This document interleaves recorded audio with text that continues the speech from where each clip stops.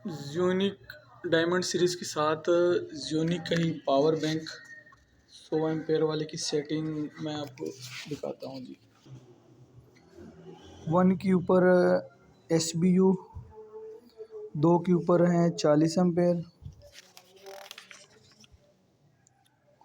3 के ऊपर हैं APL,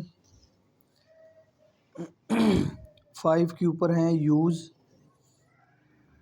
अब नीचे आ जाए, 11 के ऊपर है 10 एम्पेयर सेट करेंगे और 12 के ऊपर हैं 48 वोल्ट,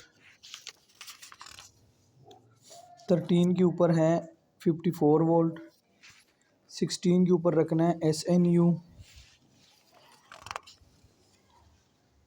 26 के ऊपर रखना है 58 वोल्ट, 26 के ऊपर रखना है 56 वोल्ट, 29 के ऊपर रखना है 45 वोल्ट।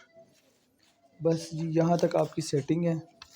और अगर आपका ग्रीन मीटर लगा हुआ है तो आपने हाइब्रिड मोड पे इसको करना है ताकि ग्रिड फीडिंग करे।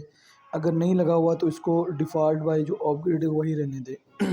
टोटल इसकी यही सेटिंग है जो मैंने आपको मार्कअप किया हुआ है।